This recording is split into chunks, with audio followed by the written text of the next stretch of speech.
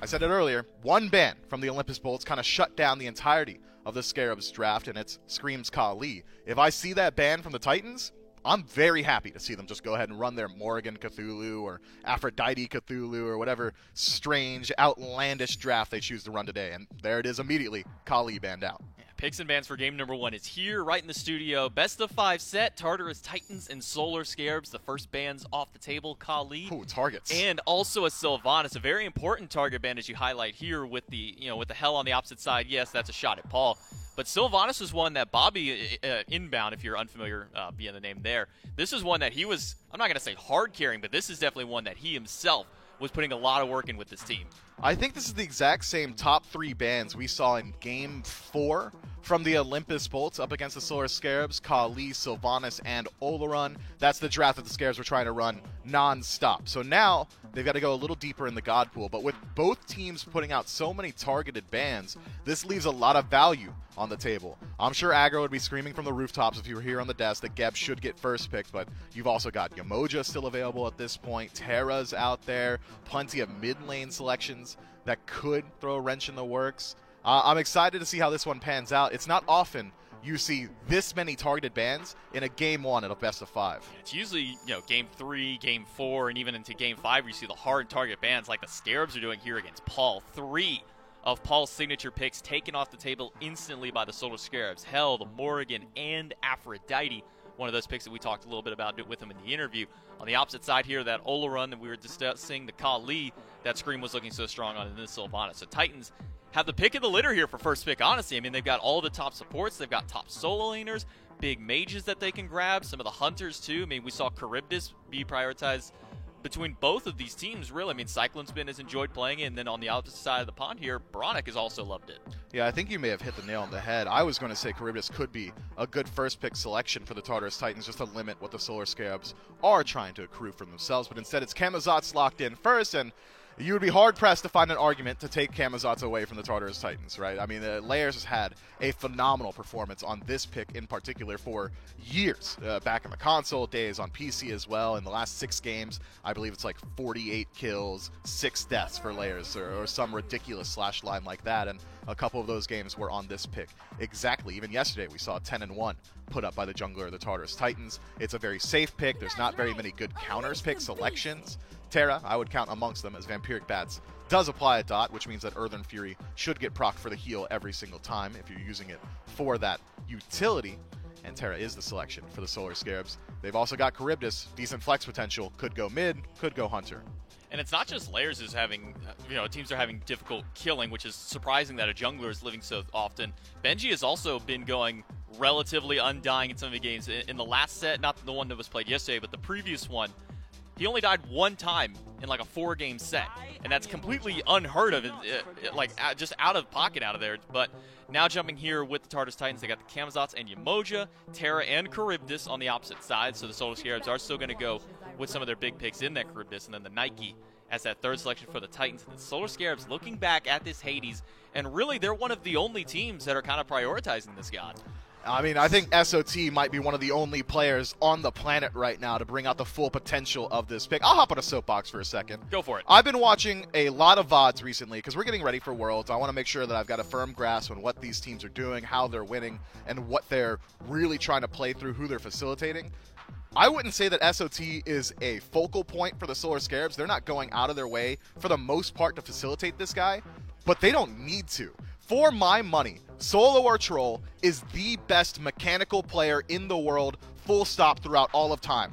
You could talk about Baskin at his peak. You could talk about what Zero Gars did to revitalize the jungle. You could talk about all these guys. You could talk about Yaman's insane run through mid. I think as far as mechanical individual play goes, SOT might just be the peak. Well, so far here in the ban column, it has been nothing but Paul bans out of the Solar Scarabs. I understand he's the birthday boy here, but my goodness, 5 targeted bans out of the Solar Scarabs towards this mid laner, making sure to put Paul as far back in his god pool as they can. The problem is that god pool extends so far back on here. We do have a little tweet actually popping up from SOT. Happy birthday to the GOATs, Paul and Aurora. Much love. Sorry, I'm going to ruin your birthdays. We'll see if he can live up to that expectation, see if he can live up to that tweet. On the other side for the bans, it is the Dodgy and Susano taking a shot in the jungle since that Camazotz has already been picked up for the Titans. Yeah, you know what? I trust SOT. If he's putting out a tweet like that, he's got something cooking up. He's one of the more quiet members of the Solar Scarabs and a quiet member on a very loud team. Heimdall the selection for the Hunter here, so it is very likely Charybdis headed towards mid, with Heimdall holding it down in the long lane, a very safe back line for both of these Hunters. Charybdis, nigh unkillable, can just remove herself from the play field and walk away with a faster to separate, essentially. And Heimdall, the god of a CC immune dash and a teleport. Going to be difficult for the Tartarus Titans to dive, but they've got good dive in their draft between Nike, Camazotz, and even Hachiman to chase out with his own ultimate. Could be hard for the Solar Scarabs to start retreating if they start losing out in these engagements. You know what absolutely blows my mind here, Mifflin, is we see 5 targeted bans at Paul. You know, just in that ban column alone, then you have, you know, the Charybdis that gets picked up. And the fact he still gets Tiamat as a priority pick after all of this. They say, you know what, we're going to spend 5 bans against Paul. And he says, okay, cool. I guess I'll just play Tiamat. Oh, woe is me. But here's the thing about Paul. Look at the 5 bans. They're eclectic picks for the most part. Sure, Yeah. Soul's a little more so in the standard meta, as is the Morrigan. But Aphrodite, Chang'e, Hell, those are all nearly...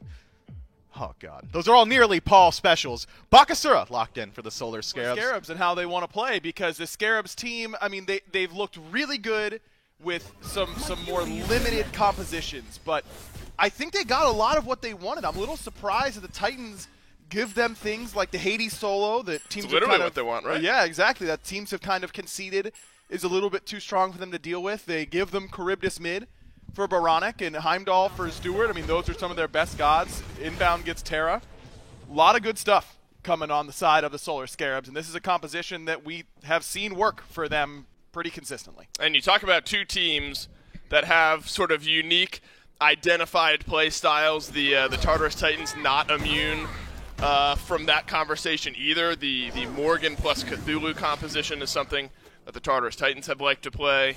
But teams have identified that in the pick ban phase, and adaptable is now, I think, where you have to look for the Tartarus Titans, because Paul, he's played so many gods in his last handful of games. There's been flexibility throughout the rest of this team.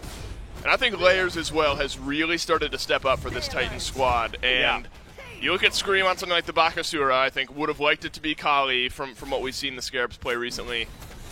But Layers, I think I ended the day yesterday. Really late in games and haven't been particularly aggressive early. They've also been very good about defending their buffs. They have not given a lot. They just also haven't taken a lot, and they're kind of willing to handshake trade you into the late game if you aren't willing to step into their jungle. So I'm interested to see what the Scarabs do.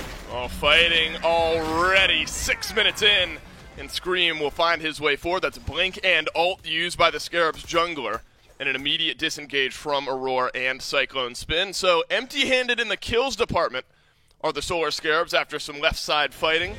We are able to get the ult out of Cyclone Spin, Shell out of Aurora, so not all is lost. No, I think that's a fine trade there for Scream, and I'm sure he's laughing because he's got 20% CDR. You see he's got his patented Jotun's Baka build. Yeah, right. We enjoyed that one from Scream, but he's going to have to charge that ult back up in base. Layers has found first blood, and you do not want to let this Camazotz get its feet underneath itself early, or the Tiamat for that matter. The Tartarus Titans just walk on in. They not only get the Scorpion, but they'll grab 2 kills. Okay, so I don't know if the Scarabs, Scream was telling me earlier today that he hasn't woken up early in a long time, and those are, Is this early? They're gamers, Dave. Of course, of course, this is early. And I can tell because that was an ambitious call, is the way I would phrase it if I were being nice. But I'm not in a nice mood today, so I'm going to say right. You woke up early today. Right, I woke up early today. Gamer as well. I don't know what the Scarabs were thinking was going to happen, but Scream's got no ult, no beads, and just eats a stun from Paul in order to try and secure a greater Scorpion. Like, it's just not worth that much. Maybe Scream can get some momentum going here on the bench. That is a lot of damage. Yeah, or maybe it's just a non-tanky Nike. Take your pick. But SOT able to capitalize on the pressure from Scream. You said gankable lane a moment ago, Aggro, and that's exactly what Scream saw as well. Layers is going to get jumped on. Inbound's in behind. There's a bat out of hell, so you'd think Layers is fine here. But at least it's an answer from the Solar Scarabs. Well-timed. And Inbound just looking to force the ult, and he's able to do so. Yeah, good play by Inbound there. Guarantees that he's going to be able to get that ultimate, and Layers just sticks around a little bit too long to soak that wave. So good bounce back. A decent little chunk of damage. His tier 1 tower down beneath half HP.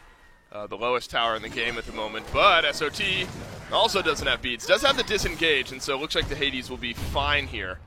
Unless Sot sticks around a little bit too long. Scream's on the right side of the map, so would be counter gank potential for the Tartarus Titans. Inbound in and out of the mist, nearly hits the wall. Aurora avoids the stun, but Stewart's around the backside. Cyclone spin, dashes and gallops away, and Stewart just wide on his ultimate. And so both teams exchanging haymakers here, but none of them connecting. Man, Baronic, though, doing tons of damage already with that a lot. ultimate. I mean, I think that caught everyone off guard. Just this flat pen build of Crusher straight into Aussie gives him so much flat pen that it equals into a bunch of damage. Nice stun there from Inbound to make sure that Baronic's A-okay.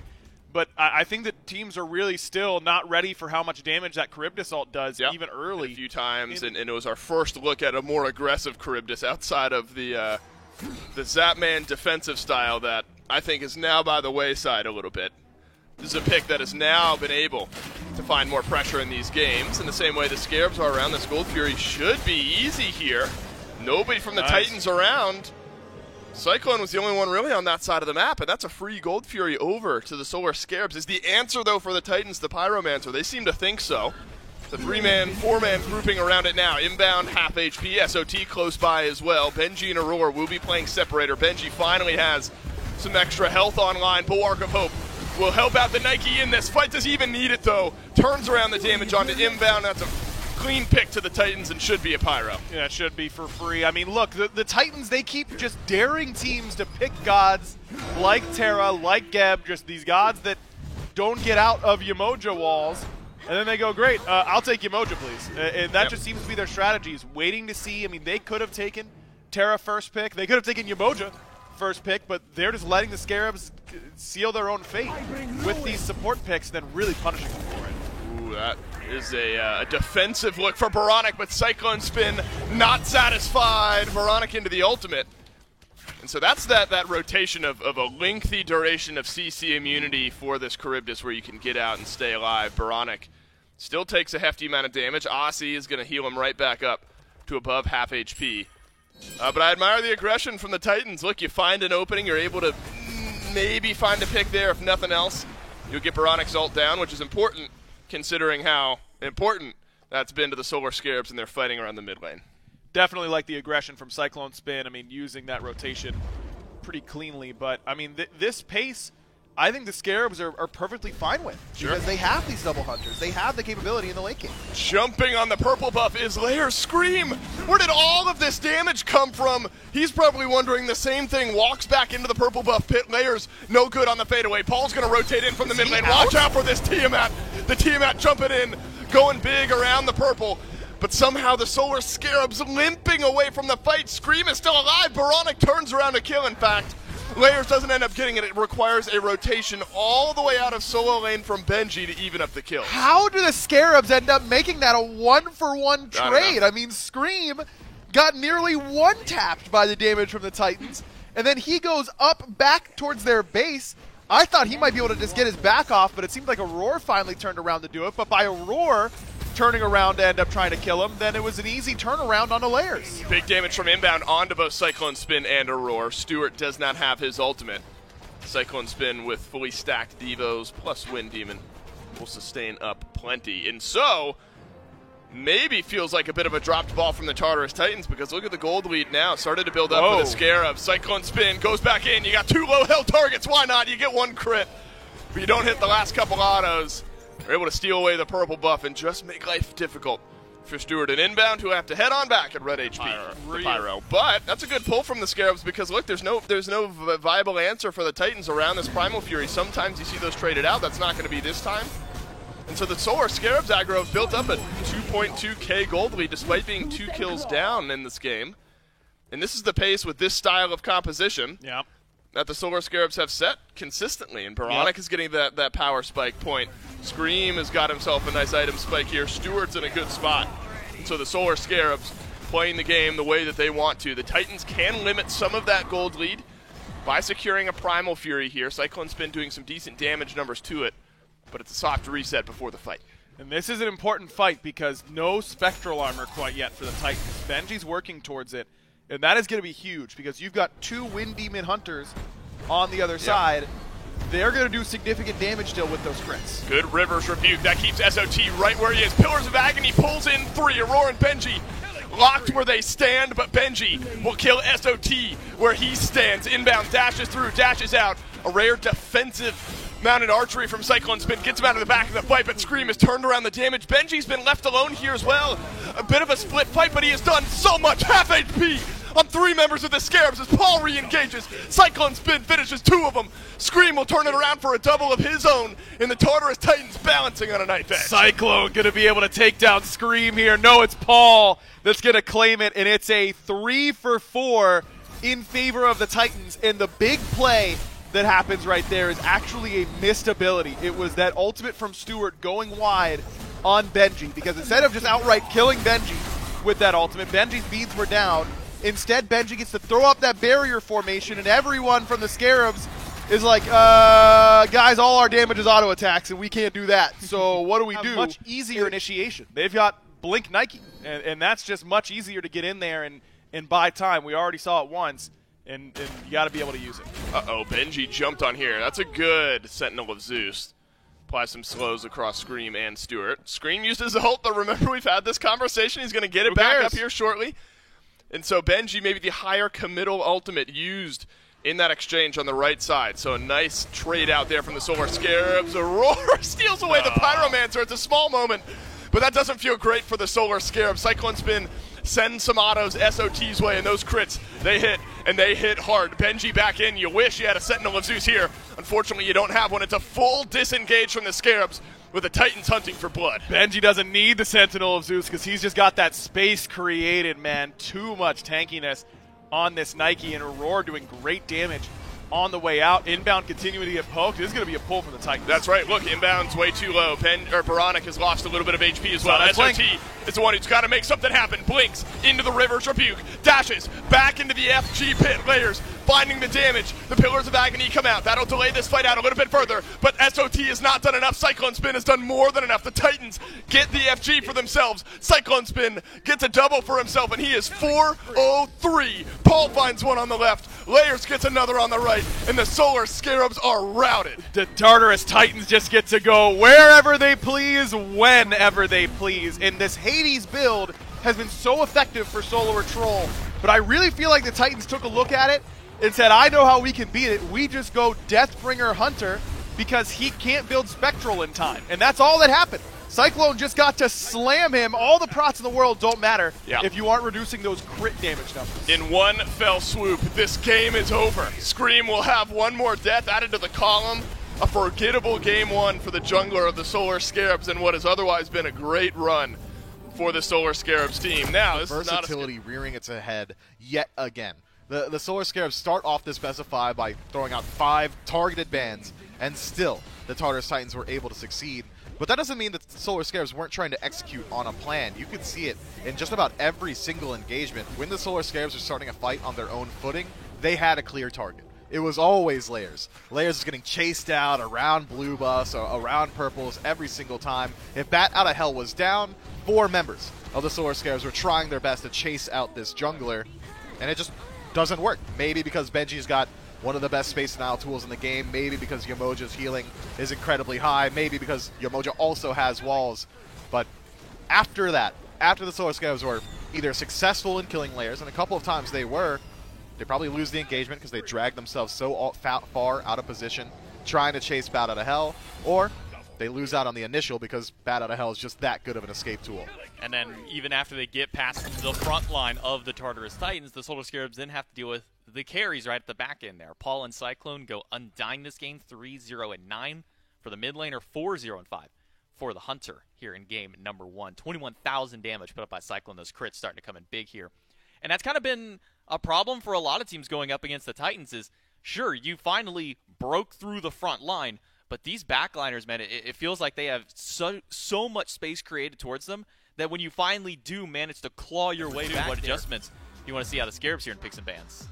Maybe if you're not able to completely ban out Paul, and you're not, by the way. No, it's just it's impossible. not happening. He's played Smite for so long, and he's played just about every mage at the top level. If you're not able to completely ban him out, instead of banning out a player, I want to see the Solar Scarabs ban out a play style. If you're able to just remove Morrigan, all of a sudden you don't have to worry about Morrigan Cthulhu together, and then you don't have to dedicate all 5 of your actual bands to one player, and that opens you up to removing layers from the Camazotz, so you can make him go a little bit deeper into his own god pool. Then you have to worry about the Erlang Shen. Well, that's something layers that can perform on very well as well. Maybe you want to try and address Cyclone Spin, put him on a god that's a little bit less safe. That's one avenue back in, and the Solar Scarabs could have Scream try and camp out the duo lane.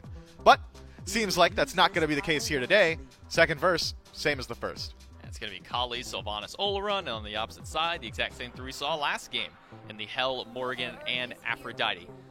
No real differences made here. Umoja first pick, Terra on the opposite side for the Solar Scarabs, giving that one over to Inbound. We'll see if they go with the Charybdis. That was their second pick in game number 1. And it's going to be the second pick in game number 2 here, so no adjustments so far made by either of these teams just yet. Titans haven't needed to because their comp worked out so well for them in game 1. The only change up here is they get the Camazotz second pick instead of first. Yeah, look, I'm waiting for some sort of pivot, maybe one adaptation for me to latch on to, because I think we did a pretty good job breaking down what both of these drafts bring in the initial desk, and so far, seems like it's still ringing true. Quick pick phase here, as both teams have got the strategy down. They know exactly what they're looking for. So, quick breakdown. Umoja, Camazotz, Nike on the left-hand side of your screen for the Tartarus Titans. Solar Scarabs have picked up Terra, Charybdis, and Hades. All incredibly strong picks individually. But now, the Solar Scarabs have got a good look at what the Tartarus Titans were able to do to disrupt their draft last time around. And I think Aggro, and you yourself included, highlight it very well. It's this Nike shield wall that makes it so hard to perform with all these auto attackers. So I'm expecting some adaptations in the second phase. I would be hard-pressed to come up with a reason for the Solar Scarabs to go back towards something like the Bakasura. Maybe we see a slightly more ability-focused jungler, or maybe we see the first adaptation in the bans, Hachiman from the Scarabs. Yeah, a rocket fire first half of the picks and bans, and then we slow down just a little bit here as teams really start to think about what they want to do. Last time it was Chang'e Sol for the Solar Scarabs. That first adjustment, as you mentioned, Hachiman, making sure to take that one away from Cyclone. And instead of trying to fully address Paul, now they're throwing a little bit of respect over towards Cyclone, banning not just the Hachiman, but the Izanami. Tartarus Titans, they had Daji Susano as their bans last time around, and they'll repeat those here in the second phase. Now the question is, do the Solar Scarabs make that same adjustment? Do they go with grabbing something here just for their hunter? They will in the Heimdall. But now it's all going to come down to what does Scream go for his final pick, because the Titans can essentially kind of just go for the same comp they had. Well, I guess sans the Hachiman. Yeah, they have to go a little bit more safe. There still are safe hunters available if that's what the Titans want. Out of the long lane, Jingwei comes to mind as something that could work out, or maybe even what you're seeing now, the Chernobog being hovered by the Titans. It's a pick that Cyclone Spin has seen a lot of success on. It brings some of that safety, has the ability to just hover inside of a wall if you're worried about getting full dove on, or just hovering in the air if you're worried on that same note. The Tartarus Titans get, I would say, essentially the exact same draft. Everything's going to operate just about the exact same way, as do the Solar Scarabs, but this is the pick right here, 10th pick in the lobby, that I'm expecting a wild shift up. The jungler can completely change how you look at an entirety of a map. I don't want to see Bakasura again. That's the full stop statement. He can go just about anywhere. Maybe a CC core for your team could go a long way. Hunbots comes to mind as something that synergizes really well with the Terra and the Hades. Maybe that could be an option going forward. If you're worried about your ability to shut down individual targets, you want to go for like a high nuke style jungler, just anything that has good damage output quickly to help finish off some of these kills, because very often the Tartarus Titans found themselves limping away from engagements in game 1. Could try and shore that up here. Loki comes to mind in that style of play. Maybe even a Mercury. Gilgamesh, not exactly, but definitely a strong front line to create space for some of your hunters. I like it. I like it way more than I like Bakasura. I'll say that. Synergizes well with Terra, just like Hunbots would have. The dot damage going to proc Earthen Fury. That Bakasura pick. Everything else is the same. Is that enough of a change to give you confidence against a Titans team that is effectively the same? Not really. Look, the Hachiman was really good. Yeah. And the Bakasura was really not great. So you change out those things, and theoretically, that should make a pretty big difference. But in his career, so I like that pick for Cyclone Spin. The Gilgamesh for Scream, it's a pick that he's played a lot of and has looked pretty good on. But it does bring more AoE damage to the team fight, which is something that maybe they were lacking a little bit last time around. So and a little bit more CC as well. So they get that.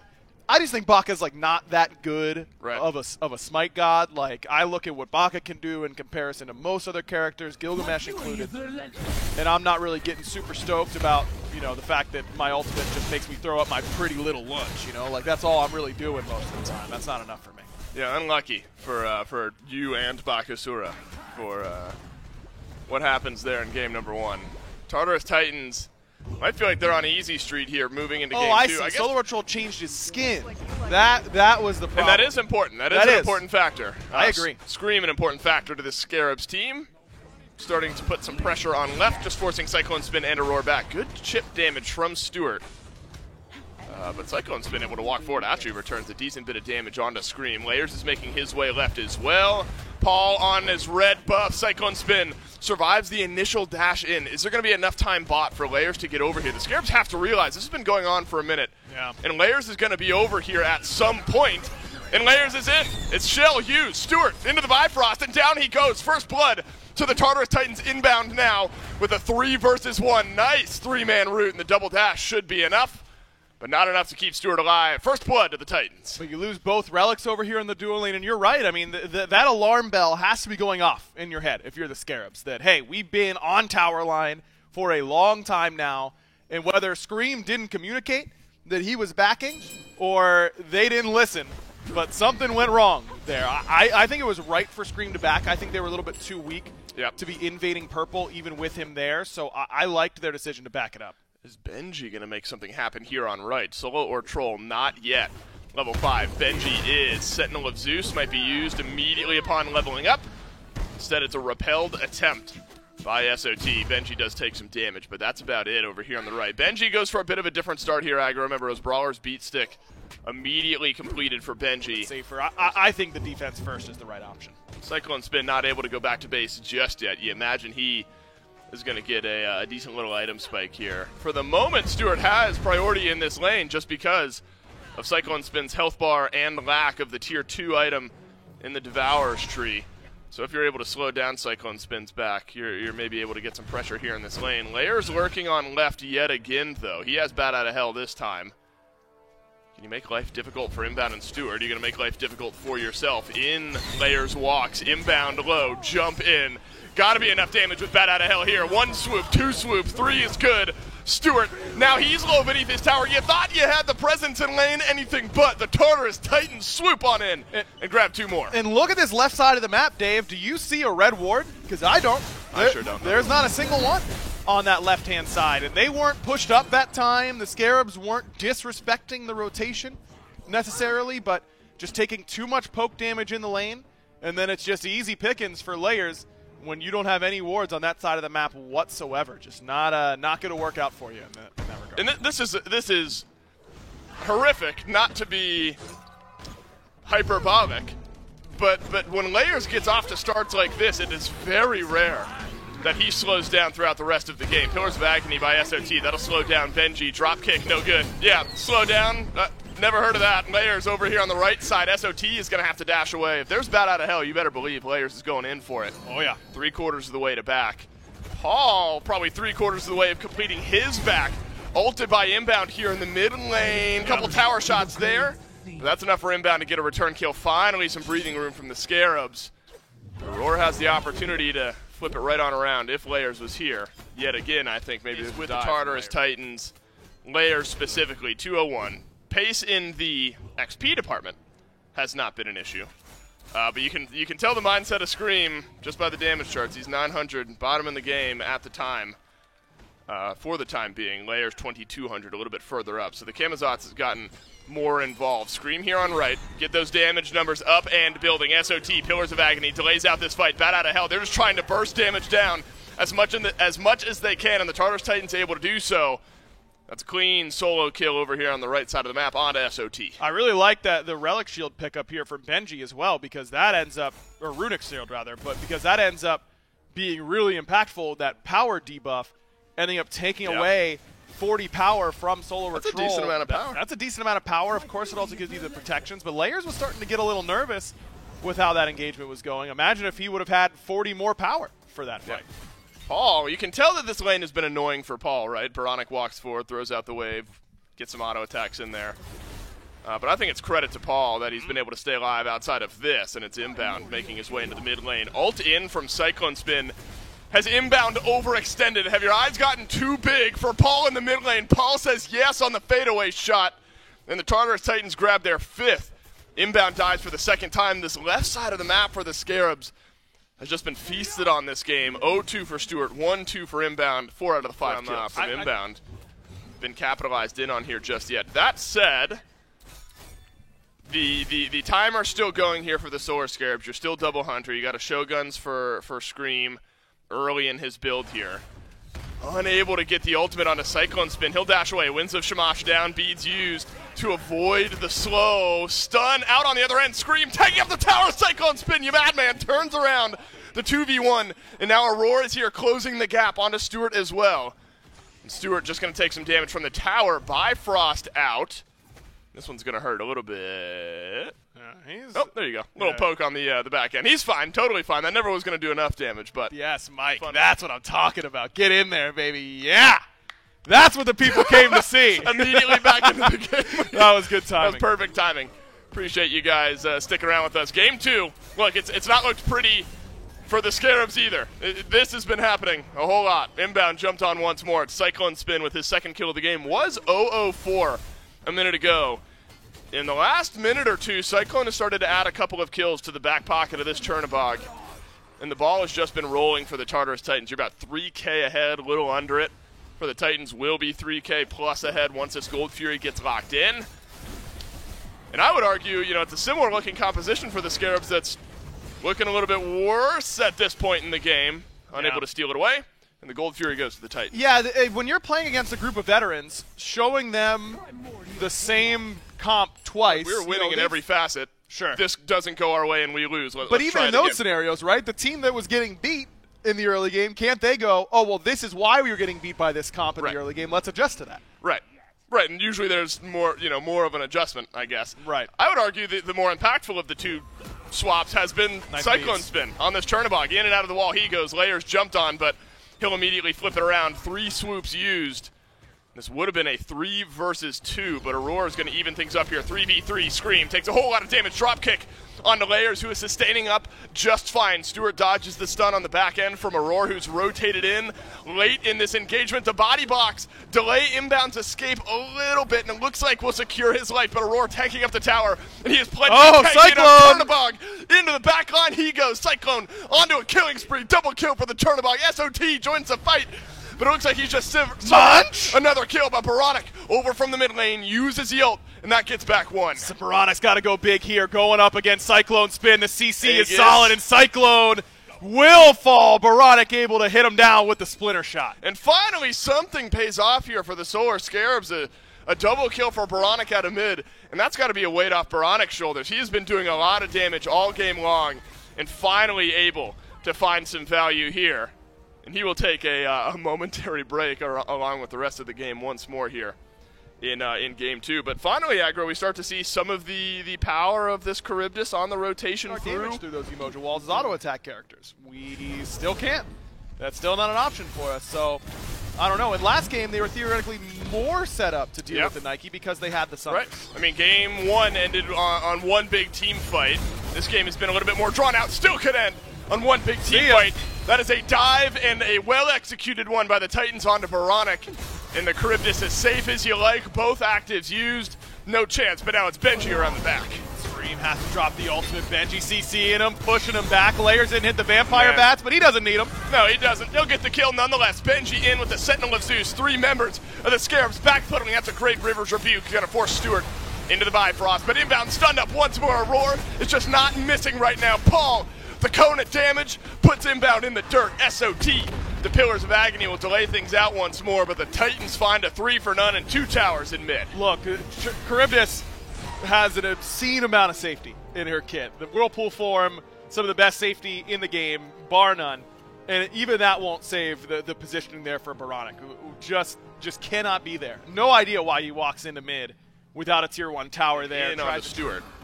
But Stewart immediately out of the fight. Was Wind Demon into Deathbringer for Cyclone Spin in Game 1. Bit of a different look here. Same build, but Shinsai's instead of that Deathbringer still hit some crits.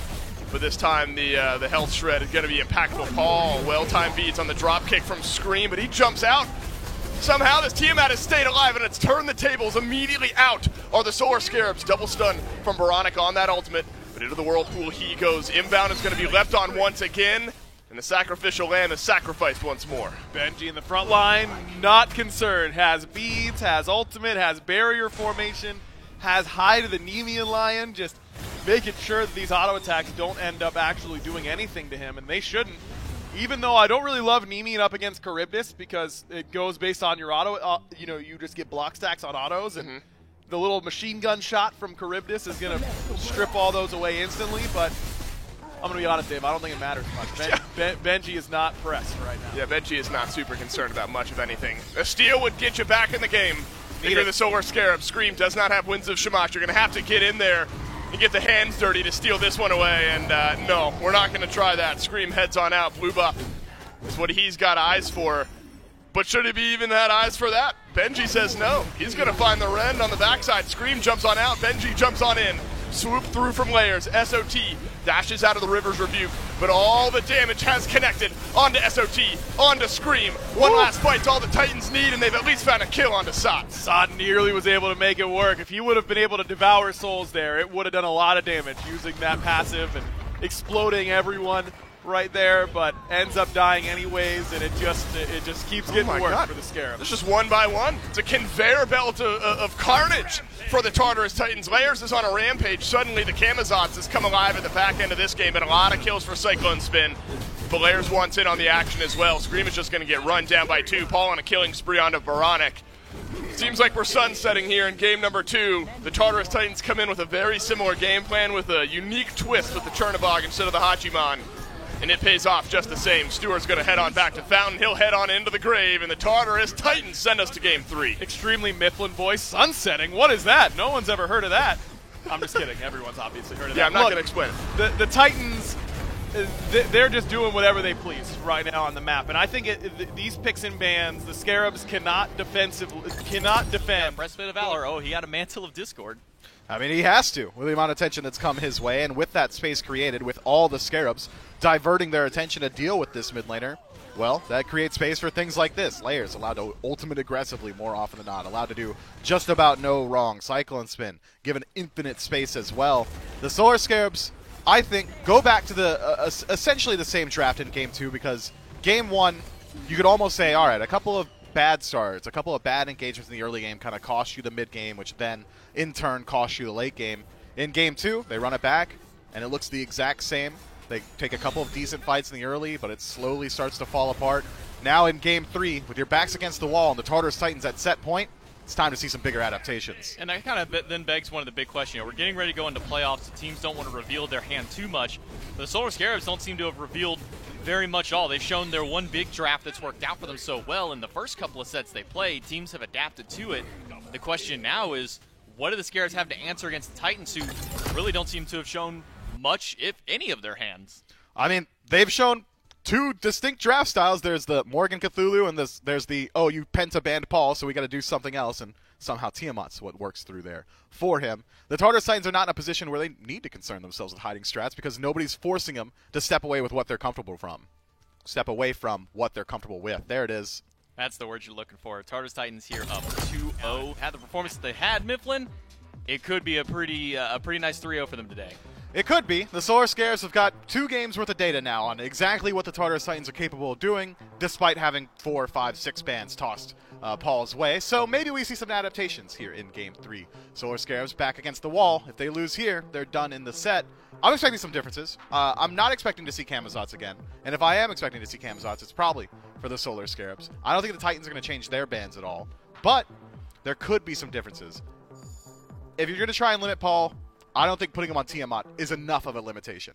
So far, though, the Solar Scarabs are going to continue with at least one Paul ban. It will be Hell taken off the board right away by the Scarabs. The Titans not going to change any of their draft up. They don't really need to. They've been winning the last couple of games, so they're going to stick with what has been working in their ban column. Kali and Sylvanas, the first 2. Back over to the Solar Scarabs, and now it's kind of that question of where's the adaptation in their bans. Well, it still seems to be Paul here as the Morgan gets taken out. I mean, I suppose so. Paul's like a star player. He's one of the best to have done it. He's probably one of my favorite mid laners throughout the years just to watch because of his ability to be not only a facilitator but also a hyper carry. He's got one of the deepest god pools in the game, maybe never put on full display like it has been in this set here, as he's eaten a ton of bans and still somehow lands himself on the Tiamat. Sure. But, hey, look, they did a thing. They did a thing. There's a different one. That's the first time that we've seen Yemoja banned in this set, and the first time we didn't see a triple Paul ban in the first 3 by the Solar Scarabs. The Aphrodite does get let through, but so does the Camazotz. That's been reigning terror against the Solar Scarabs in Game 1 and 2. Tartarus Titans, they picked that up one more time for their jungler. And now a god that we haven't seen really much of in the last couple of weeks of play. She's gotten a couple of bans on her way, maybe a pickup here and there. But Artio locked in now for the Solar Scarabs. Not the most awe-inspiring win rate for Artio, 46%, but I don't think that rightfully reflects how strong this god really is. This is the CC lockdown, the dominance in lane, the healing in these late-game team fights all really add up to a very dominant force on the battleground, as well as just having a cripple field around your feet at like all times feels pretty good, especially against picks like Camazotz. If you are able to chase him out through Bat Out of Hell, that leap is his last kind of way to escape from these fights, and it's not an option when Artio's on your team. With Terra as well, I mean, that's pretty good. That's a lot of healing already. A lot of healing, a lot of lockdown. So much CC just between these two Guardians, going to be on each side of the battlefield. But a guy that made it through in the last couple of games as well here with this Nike.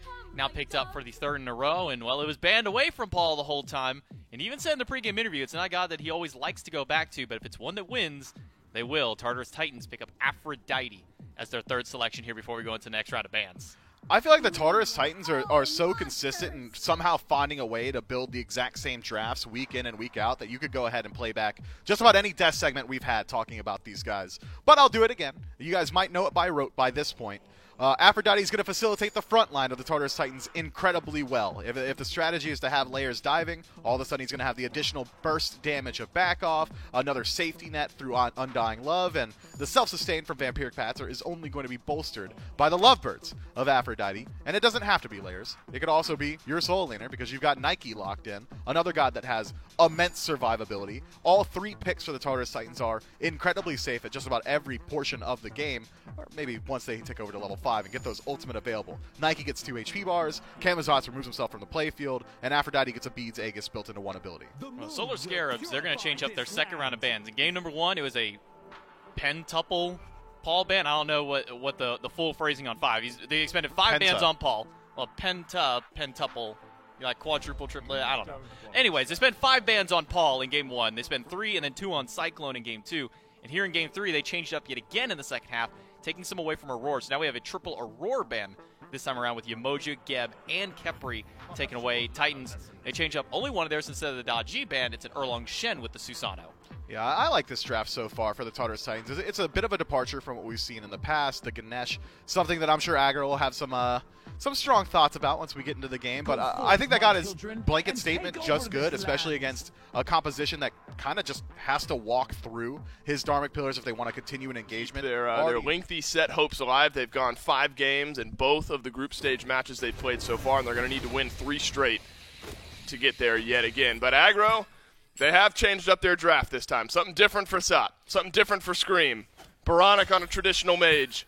It's a good adaptation here from the Scarabs. Yeah, I've been waiting to see if Stewart will take this Charybdis whenever they top pick it, because it's been going to Baronic, I think, every time. So we see some adjustment there that this is a flex pick, and that makes this pick more threatening in the future. But inbound has to be careful. That Hachiman aggression, always good in the early stages. I like the adjustments by the Scarabs. You know, I think that having a traditional mage is going to do a lot for them being able to actually kill this Nike. Which has really been a thorn in their side. Benji's been so dominant when he can just stack physical protection and use barrier formation to keep himself safe. Now at least he has to worry about building true magical defense up against the Tiamat. Scream on the Tsukiyomi that he looked really good on. I like a lot of the adjustments the Scarabs have made. Benji might be in an okay spot as far as early itemization. Runic Shield, what he opted for, remember, in game number 2, but up against it. That's the job. You know, that's the job that you have on this team. So I think putting him on the Tsukiyomi, you know, enables the dive really easily, makes him put a lot of pressure on the Hachiman. Hachiman typically can get away from assassin ganks. Mounted archery doesn't do much against piercing. We got fighting on both sides of the map here. Duo lane with a little bit of a skirmish. Blue buff invaded by the Solar Scarabs. Picked up by SOT. Are you going to pay for it with first blood, though? Scream survives. Receives some healing from SOT. In and out of the mist goes Benji, but this one, not much of a mystery. Scream will not survive. First blood to the Tartarus Titans, but Sot, he's got so much health. He's got the ability to turn this around, maybe get a return kill. Layers clawed on down, and now Benji left running. 1-for-1 trade. But Solar Troll maybe still going, has that blue buff, but may have used the last of the mana on the entangling roots. Not going to be enough left in the tank to kill Benji. Aurora jumped on by the Solar Scarabs. This is an early rotation of Baronic out of the mid lane. And down goes Aurora, and it is an early aggressive start from the Solar Scarabs. It's first blood to the Titans, and that's the big difference maker in the gold department because the Solar Scarabs have been able to answer back well. Yeah, 2 kills for them, and they got both side buffs. Inbound was able to get the purple away, catches the dash, forces the ultimate. And if I'm Inbound, I'm saying, hey, they don't have that warded until we see Aurora come up and ward it. So if they don't have it warded, that's an easy gank for you, Scream. Benji looked at by Sot and Scream. Blue buff a little bit away from coming off of cooldown here. It'll spawn out in just a moment, but it looks like Scream and Sot are going to hang around.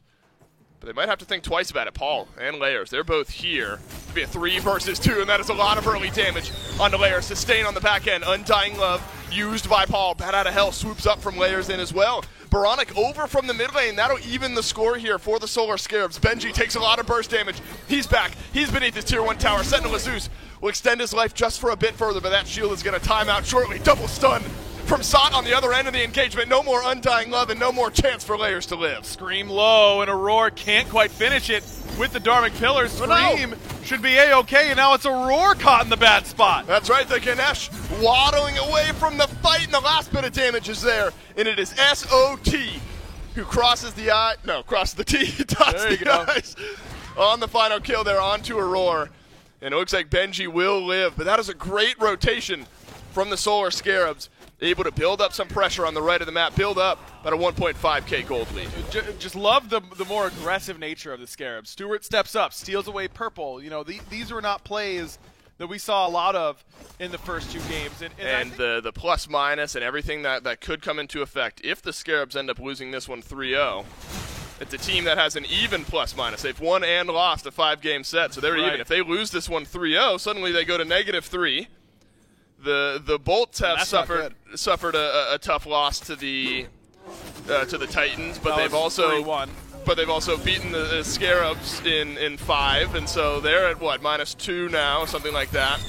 Important for the Scarabs to keep fighting well and lessen up that plus minus as SOT swooped on through by Layers, but yet again the Titans come up empty-handed on the initial engagement, and Baronic is there to follow up with big damage numbers. The slow from the Sentinel of Zeus and the shielding. Enough to keep Benji on the map. But it's these 1-for-none picks on the right-hand side that the Titans keep walking into. Aurora and Layers keep walking into. Let's get built up this lead and another blue buff over to Sot. I talked about it at the very beginning of the set, which was a while ago now, that the Titans are very good at scaling towards the late game, but also playing, aggressively around defending their buffs. They don't just give up everything. They will make you earn it. And they're making the Scarabs earn it. The problem for them is they're doing so. And here comes Scream again. Mounted archery out from Cyclone Spin. Layers was low on both health and mana, and so the purple buff on the left side of the map is going to be forfeited by the Tartarus Titans. This is a totally different look from what we've seen so far in the set. Even in game 1 where things were a little bit closer. Yeah, maybe infatuation birds if you have it your way. Limit the healing. Harmless work crush birds. So you and me? You and me, baby. You know that's right. No, that's lovebirds. Who are we kidding? There's there's no anti-heal. He said it, Chad. He said he loved me. There's no anti-heal in these birds. Paul sustaining up Aurora here. Inbound dashes through. An opportunity for Layers to turn around some damage, but where is it? Scream takes a little bit. Dharmic Pillar's down from Aurora, but he'll walk on out. And so if nothing else, it's not a death for the Tartarus Titans. Baronic's got to be careful. Could be a death for the Solar Scarabs. But SOT, he has been a force throughout this game. 4 affected kills, looking to make it 5+ if he has his way in the mid lane. But he'll have to walk on back. Really good CC there from Paul. That little knockback ended up being huge, but a really good stun from Inbound once again. Force that Undying Love. I mean, that's a lot of the key ultimates now down for the Tartarus Titans, and Saad is not going to stop doing exactly this. Why would he? He is massive right now on this RDO. I still love the pull on gold. Cyclone Spin, piercing moonlighted, lit by Scream, who's in and out of this fight. So now the Tsukiyomi, his ult is down, so's Inbound, so's Cyclone Spin. 3 ults down for the Titans. Might not be feeling the best around a Fury fight if you're the Titans. Man, that moonlight was so piercing, wasn't it? Right there, shamelessly stealing one of Mifflin's best. And that's bits. a good bit, right? It's a great bit. No, all credit to him. That's really fantastic work from him. But I like the patience displayed there between Aurora and Cyclone. Don't panic, use a relic. Just make sure we have our home ready to go. Gold Fury pulled by the Scarabs. Tartarus Titans, they are in range. Aurora close by. Dharmic Pillars not on the Fury, but the Scarabs are able to confirm it nonetheless. Is it a disengage, though? Seems to be yes for the time being, though Benji was low. That is a 4.5k gold, 5k experience lead for the Solar He really Scarabs. struggles in those moments because he just doesn't have any immunity frames at all. Yeah, Yep. he's got damage mitigation while he channels Piercing Moonlight, but Camo will kill you through that. That's not a huge deal. So that's a concern. Aurora, wow, playing with fire, or Pyro, or the Solar Scarabs. Dharmic Pillars from Aurora were down, but gets secured nonetheless by the Solar Scarabs. Yeah, the only difference right now between the two junglers, outside of course, their kits, Heartseeker for Layers, Transcendence fully stacked for Scream. Otherwise, both have Jotuns and Brawler's Beat Stick in their kits to work with here. Inbound gets stunned down. Layers does the same, but he'll leap on out just fine. Suppose Dharmic Pillar's a low enough cooldown ability. You throw it out, even on an attempted steal, but you'd like to have it around a fight like this as SOT. Again, the mountainous force from the solo lane that's made an impact all throughout this game. Can't do so here in the mid. Baronic forced out early, but so is Scream, and it's Layers finally getting a kill on board for the Tartarus Titans. And now the Solar Scarabs push back beneath their Tier 1 tower, but the Titans are not satisfied. Their thirst is not quenched. Layers will drink the blood of a double, and a Tier 1 tower falls as well. Solar Troll still up front, still has his beads, and the Titans know that their time is not well spent hitting the bear. Instead, let's get the objective. Tier 2 Is this a 4K gold lead? What? Yeah, it was, but maybe not for long. It was. I mean, the Titans feel comfortable here. That's a big double stun, though, from Stewart and SOT combining in the mid lane. But there's simply not enough damage backloaded on this fight. SOT left running. The RDO falls for the first time this game, and it is a delayed 3-piece from Layers. And suddenly what was a 4K gold lead shrinks down to around 3. If nothing else, the Tartarus Titans have kept their hopes alive here in this game. Right, to find the priority targets right now. I gotta say, Aurora is a man after my own heart. Not only does he play Ganesh, which is, number 1 in my book, and I'll maybe hold this thought until after the Primal Fury fight, if there is a fight to be had. Really will be a man after my own heart if he's able to steal away the Fury. But it looks like the Solar Scarabs are going to back away from things. Unless they want to repull it, and again, we've mentioned not letting your foot off the gas. Feeling like you control your own destiny around this Primal Fury would be a great start at extending out this lead. Layers looks for the backline, finds some damage onto Stewart, uses 2 of his swoops. The third will send him on out, but just the pressure of this Camazotz was enough to force the Scarabs to group, head on back, and drop the Fury. Yeah, but I think they're still healthy enough. Yeah, I mean, think they've so. got some sustain with the Terra. Losing the Blink ult from Layers means that he's going to be much less effective. He's got to be much more careful here. You can't dive in and throw all caution to the wind. Good double stun from SOT. One onto a squishy target, one onto a tanky. Both of them lose half of their HP on this fight, but it's an Aphrodite, so you'll be able to sustain up a little bit further. Primal Fury kind of being tug of warred around right now. Aurora walks through. Dharmic Pillars down. Primal Fury resets. Scarabs get the Fury, but it's a piercing Moonlight from Scream into the backline. Layers dueling it out just fine. I don't need Bad Out Hell if you're going to bring the fight to me. Layers has got the damage alongside Cyclone Spin. No chance Layers lives this right now. SOT immediately corrects that error and will drop down the jungler. The Tartarus Titans, big double stun from Stewart on the other end, but it's a 3-for-1. The Scarabs end up getting the Fury, but now the Titans can make it a little bit more lopsided if this chase goes well. Good knockup from Baronic. May have gotten them out, but a silence there from Aurora. I don't know if they're going to be able to walk out of here. Aurora will end up giving up the chase, at least for the time being, but Cyclone just goes through that entire fight completely unchecked, and that's where this Titans team becomes so problematic. It's the triangle offense, right? It's Paul on Afro, gotta answer him. Okay, well, what about Layers on Kama? Like, he's got no ultimate. He's going to kill us all if he free casts, so let's take him out. Who's on Cyclone? Oh, no one, because we had to dedicate too much in order to try and take down those other two. And Cyclone just gets to eat, man. Too much damage coming from that Hachi.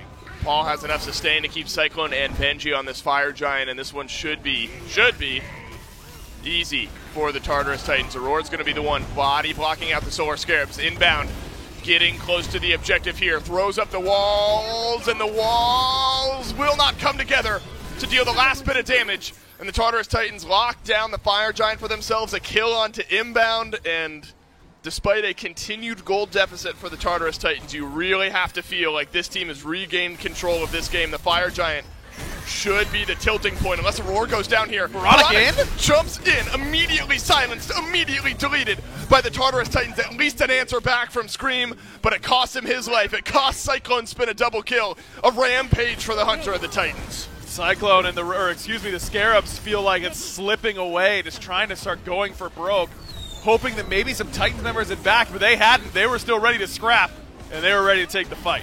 SOT, the door on your left is not going to open for you, my friend. One stun onto Benji. Layers jumps up and over, tanking up the Phoenix here. SOT has delayed out the life of this Phoenix. The Titans, they're going Phoenix diving. There's still a tier 2 tower here, my friends. You got to deal with that first. But they are not worried. The Tartarus Titans have the damage. Inbound respawns, dies immediately again. And he'll have to watch from the grayscale screen for a couple minutes as the Tartarus Titans walk down the right side tier 2 tower with FG. Man, it's absolutely brutal. I mean, that jump in from Baronic and the all-in commit from Scream, I think they're hoping it's just a few members left and that they can feel the game slipping away. Healing, so still plenty of damage, with 11,000 in these fights. But what you then need to see, right, is Baronic much higher than that on this Tiamat, especially with the way that this build is. Chronos Pendant, Divine, Soul Reaver, Soul Gem. 600, 700, 800 more damage than what Paul has been able to do. Now, I'm not hanging all of it on Baronic, but that's one way that this game has slipped away from the Solar Scarabs a little bit. Maybe underneath their Phoenixes is a better chance to keep this game alive, keep the hopes within reach here in Group B. Cyclone still has taken, I feel like he's taken no damage at all this game, and that has to change. The Titans, I know that you got to deal with the Afro, you got to deal with the Kama, but you've been trying to deal with those two, and you've let the Hachi free cast, and you've been losing for it. Yeah. Might as well try a different strat. Yeah, why not? Cyclone's been 5-0-5. And all the Tartarus Titans, despite, it was really just Layers and Aurora that were getting jumped on early in this game. Everyone else was just buying their time, and the time has been bought. And they've got a little bit extra to play with underneath the left side. Phoenix inbound thinks of the Earthen Fury. The time is now, and it at least pays off. Aurora goes down. That's no more Fire Giant buff. Aurora didn't have it there anyway. But you don't have your support in the mid lane. 2v1. Scream dove on by Layers and Benji. The Aegis times out. And the last swoop from the Bat Out of Hell will turn around this engagement. But SOT and the rest of the Scarabs will collapse in onto the Titans jungler and will at least repel the attack in the mid lane after the Phoenix has gone down. Line just in time for this Fire Giant to spawn up. Now, if we dance long enough, for 1 minute and 45 seconds, this one will be enhanced. But if the Titans pull it immediately, still dealing with a regular Fire Giant, might be feeling a little bit of extra comfort if you're the Scarabs and your chances. Just because of the way the last Phoenix defense went, you only lost one. Plus, there's not a lot of good secure here, but where did it go? I don't know. It's gone. It's what? We didn't have a chance to talk about secure. You don't need secure when you got shred that the Titans have. It is gone. And the Scarabs had no chance. That's a big Dharmic Pillars in the back. And Aurora set up this fight magnificently. The rest of the Titans group up together. They're dealing with SOT as one. Range damage from Aurora will gift a kill over to your team. It's a deicide. It's the set. It's game 3 to the Titans, and they'll be your first seed from Group B. Man, this team just looks like they've hit their stride at the right time. A ton of world championships among these 5 players, and the Tartarus Titans looking like they could be poised to take down another. What team is doing it and making it look this easy besides the Tartarus Titans? The Leviathans not maybe, this group, right? But no one else in Group B, that's for sure. The Tartarus Titans are the cream of the crop in the SPL. And don't worry, I'm not going to be the one to do all the plus minus, all the math, all the numbers, but a 3-0 loss. Taking place January 6th through 9th. We got so many things going on during all this. Obviously, the Smite World Championships, the biggest one for all you esports fans out there, but we've also going to have the Content Creator Cup. We're going to have a show match on the Slash map there on that very first day of the event. We'll have a Conquest map show match later on. We're going to have so many things packed into this weekend. You're not going to want to miss out. January 6th through 9th here on the twitch.tv/SmiteGame channel. So make sure that you tune in then and tune into all the exciting esports stuff we still have leading up. Every single game of this set in that we are shutting down Paul or we're shutting down Layers. Game 1, it felt like, let's dive Layers. Let's just keep track of them. Let's focus them out. Games 2, it's Paul. Bans towards Paul. Ganks towards Paul. Dives towards Paul. Game 3, tried yet again. And we're able to establish an early lead this time around, but weren't able to transition it into the late game. The Tartarus Titans, they're just adept. See, I felt like maybe they were only really the best team when they were playing from ahead. Not true. Maybe they're really good from playing behind. Also true. Maybe they're decent going in the 20-minute mark. True. The Tartarus Titans are just good. I think these guys might just be playing some of the best Smite we've ever seen. Who's going to stop them in the league, right? Maybe the Atlantis Leviathans? That's a match that I'd love to see. It's honestly a really good question, is who is going to stop this team? Because so far, nobody's really been able to do so. Sure, we've seen a game taken off of the Tartarus Titans in these best-of-5 matches, but that's about it. We haven't seen multiple games where they're really, really struggling out here. And I think a big highlight point to bring up, something that I talked about in Game 1, I'll bring back here in Game 3, they dove so much and tried to commit so hard to taking out Paul. They just left Cyclones. Let's take a look at how the standings break out here. Tartarus Titans, they're now done. 3-0, their first seed in their division. They're going to move on up into the playoffs. But it's a very tight race right behind them. 1-1 on the Bolts, 1-2 on the Scarabs, and the Bolts got to play the Oni Warriors at 0-2. A win tomorrow for the Oni Warriors could really shake things up in Group B. Yeah, three-way stack up at the bottom at 1 and 2 could have some implications for seeding, head-to-heads, all that nonsense.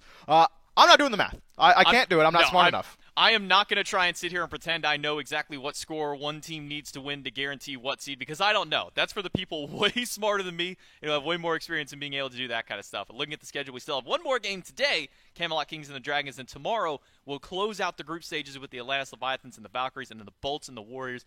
To me, that's definitely the set tomorrow that you really want to pay attention to, because it will determine how Group B all falls out. But let's jump over into Group A and talk, a little bit of pregame here. Camelot Kings and Jade Dragons, both these teams.